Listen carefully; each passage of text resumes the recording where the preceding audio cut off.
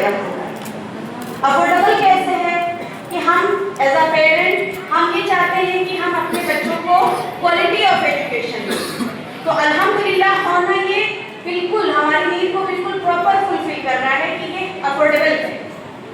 Universal होना हमारे बच्चों की यानी कि जो हमारी बच्चों की फितरत है उस तरह से बच्चों की को कैटर कर रहा है, यानी कि बच्चों की नेचुरल जो फितरत है, जो अंडरस्टैंडिंग का उनका लेवल है, तो वो बच्चों की नेचुरल अंडरस्टैंडिंग को कैटर कर रहा है कि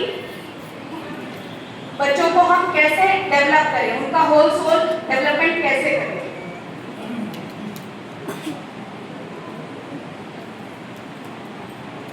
नेचुरल बिल्कुल नेचुरल है कि बच्चों को एक सेफ एनवायरनमेंट में पढ़ाया जाता है। हमारी टीचिंग स्किल सारी ही चीज़ें एक्टिविटी बेस्ड हैं।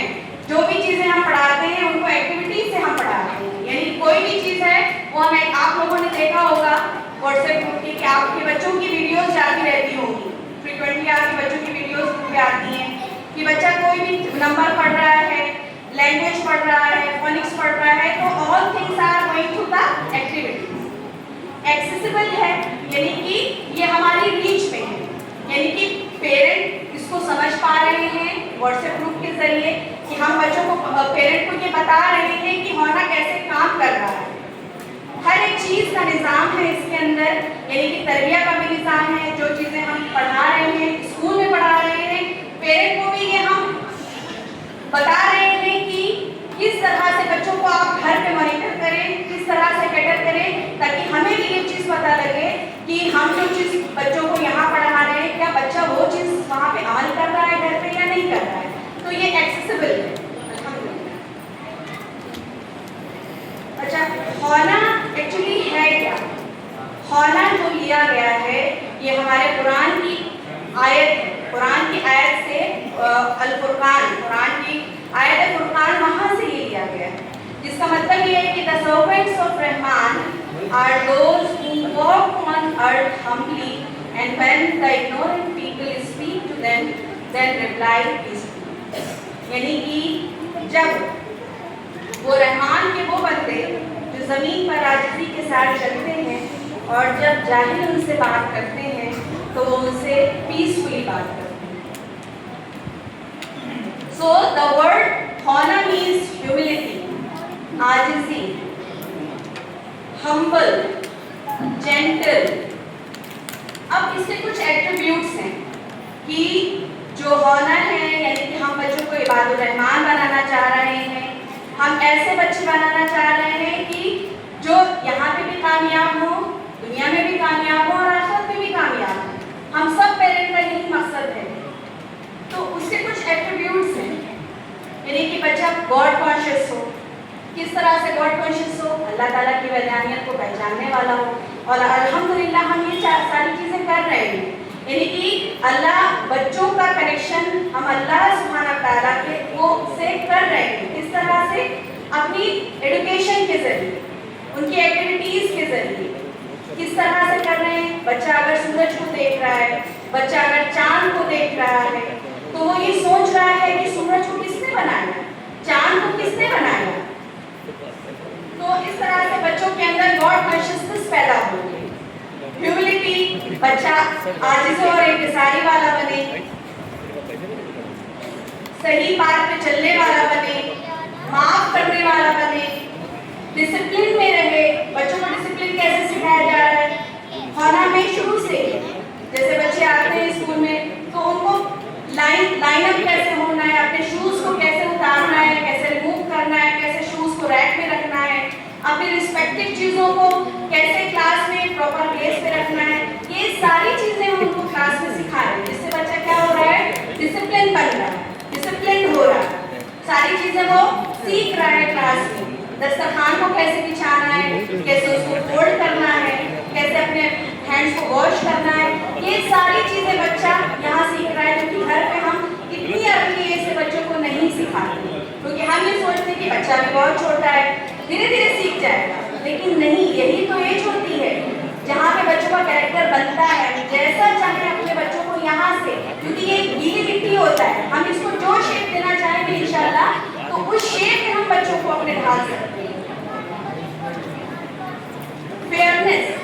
बच्चों के अंदर हर काम को लेकर फेयरनेस हो। अगर कोई काम गलत हो गया बच्चों से तो बच्चा उसको एक्सेप्ट करने वाला बने, सच बोलने वाला बने। ये बहुत बड़ी चीजें हैं जो बच्चों के अंदर अगर छोटेपन से आ गई, यानी कि जब एक पौधा छोटा होता है ना तो उसको नर्चर करना बहुत आसान होता है, हम उसको किसी भी उसमें डायरेक्शन में ले जा सकते हैं। लेकिन एक बार जब पौधा बड़ा हो गया, उसने दरख्त की शक्ल ले ली, तो क्या होगा, हम उसे किसी भी उसमें मोल्ड नहीं कर पाएंगे। तो यही वो वक्त है जब हम बच्चे के ऊपर बहुत मेहनत करके, काम करके बच्चों को हम वो बना सकते हैं जो हम चाहते हैं।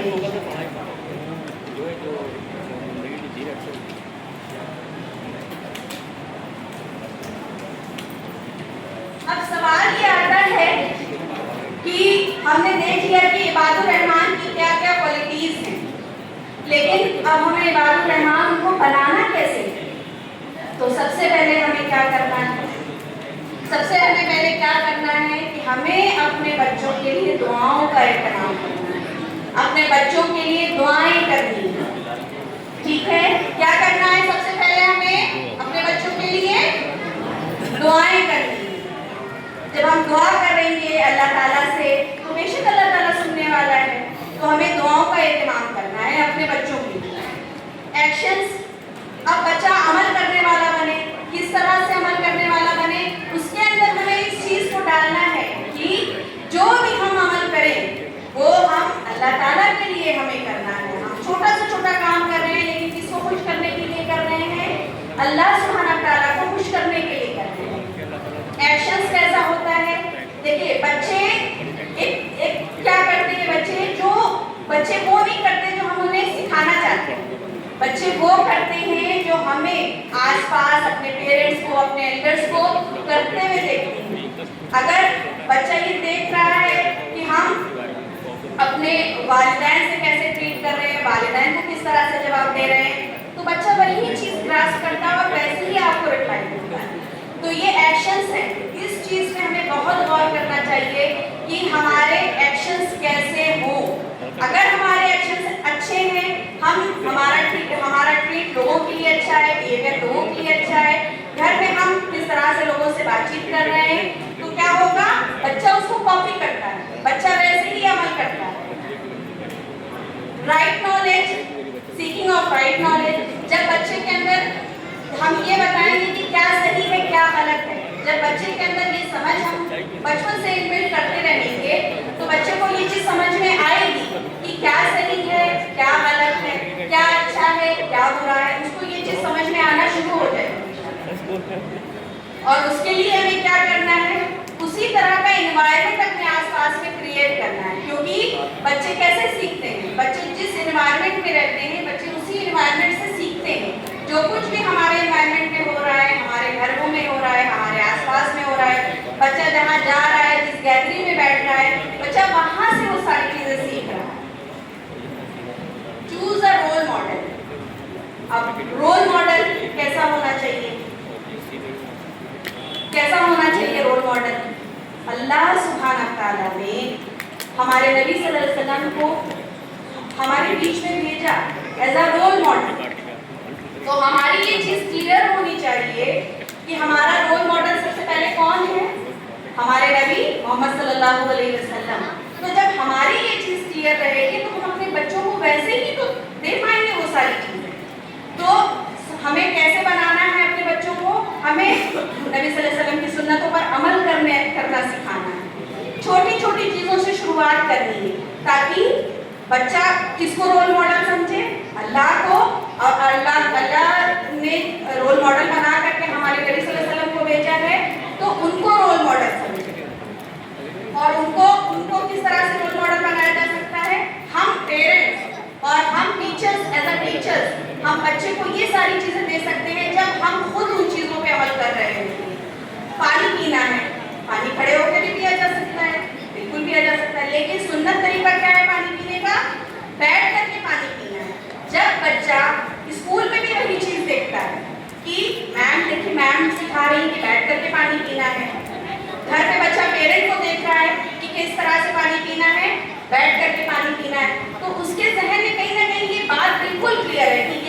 वाहिद तरीका है, यही सही तरीका है पानी पीने का।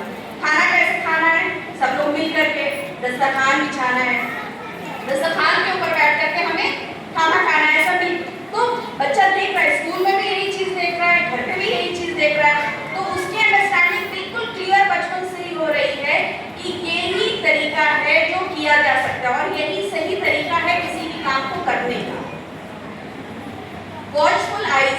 अच्छा, आपने बच्चों को देखा होगा कि आजकल के जो बच्चे बहुत स्मार्ट हैं, आप वो किसी भी काम में लगे हो, आप देख रहे हैं कि वो बच्चा कहीं खेल में लगा है, आप अपनी डिस्कशन कर रहे हैं आपस में, लेकिन क्या होता है बच्चे इतना मतलब कह लीजिए कि इतना कान उनके खुले होते हैं कि आप बातें यहाँ कर रहे हैं लेकिन उनका जहन आपकी बातों में लगा हुआ है। तो हमें ये चीज बहुत सोच समझ के करनी है कि हम जो चीजें कर रहे हैं, हम कोई भी डिस्कशन कर रहे हैं, कुछ भी इस तरह का कर रहे हैं, हमें बच्चों के लिए ये बहुत एहतियात करना है कि हमारे पास अगर बच्चे हैं तो हम कुछ भी इस तरह की एक्टिविटीज, कुछ भी इस तरह का डिस्कशन बच्चों के सामने ना करें जो उनके सामने किया नहीं जाना चाहिए। Time management. बच्चों के अंदर ये स्किल कैसे डेवलप होगी? क्योंकि बच्चा जब पैदा होता है तो माँ की गोद में होता है, तो जब बचपन से बच्चा अपनी माँ को उसी तरतीब में काम करते हुए देखता है, फिर बच्चा स्कूल आता है, टीचर्स को उसी तरह से काम करते हुए देखता है, तो धीरे धीरे बच्चे के अंदर ये सारी स्किल्स धीमे धीमे डेवलप होना शुरू हो जाती है। फिर है तरबिया का काम। तरबिया एज अ पेरेंट और एज अ टीचर हमें मिल करके करनी है। तरबियत हमें बच्चों की मिल करके करनी है, क्योंकि हमें सिर्फ बच्चों को दुनिया में कामयाब नहीं करना है, ये तो दुनिया कुछ दिन की, हमें कामयाबी कहाँ की देना है, क्या बच्चों के जहन में डालना है। असल कामयाबी कहाँ की है? असल कामयाबी तो हमारी आखिरत की कामयाबी है, तो ये बच्चों के जहनों में डालना है इंशाअल्लाह। तो तब हम देख सकते हैं कि तब हमारा बच्चा इबादुर रहमान इंशाअल्लाह ताला बनेगा।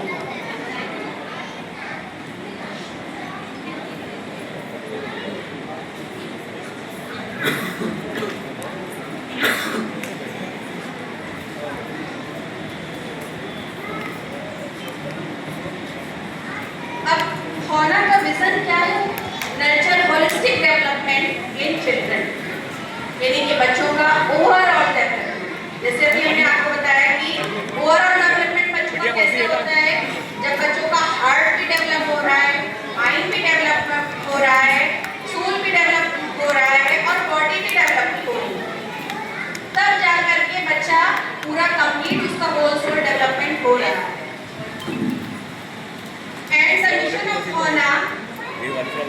And the mission of fauna is to provide an environment that caters to the natural fitra of each child. A child is pure, born pure.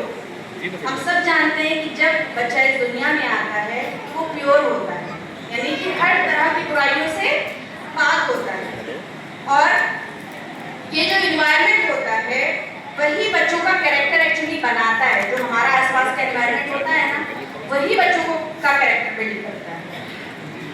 And we believe that children are अमाना from Allah सुब्हानहू व तआला।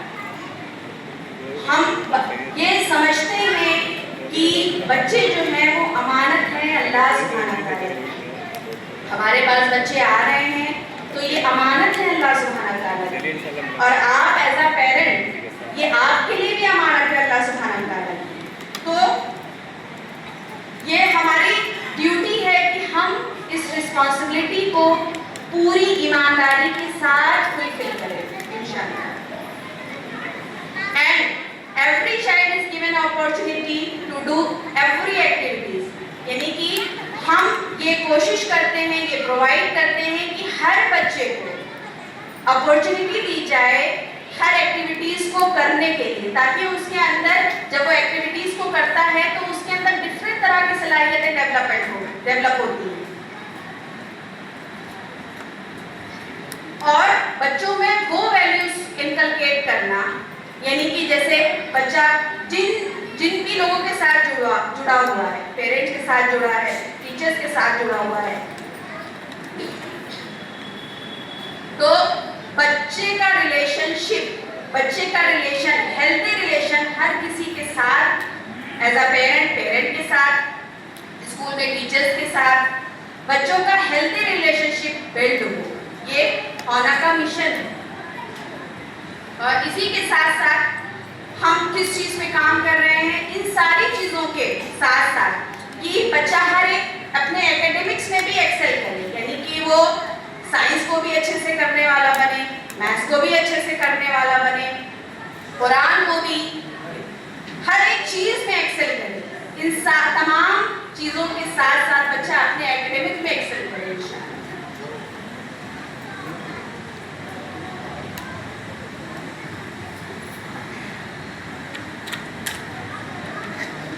And now we are coming on program objective. Program objective का मतलब क्या है कि किसी भी चीज को बनाने के पीछे क्या मकसद होता है, कि अगर हम कोई चीज डेवलप कर रहे हैं तो उसके पीछे कोई ना कोई तो मकसद होगा ना। तो होना को बनाने के पीछे क्या मकसद है कि प्रमोट एक्टिविटी बेस्ड लर्निंग, यानी कि हर चीज को, चाहे वो इंग्लिश पढ़ रहा हो बच्चा, चाहे वो मैथ्स पढ़ रहा हो बच्चा, हर चीज को वो एक्टिविटीज के साथ सीखे। और इन एक्टिविटीज को इस तरह से डेवलप किया गया है कि हर डोमेन को ये एक्टिविटीज कैटर करती हैं। बच्चों के अंदर ऑ और वंडर को डेवलप करना, इस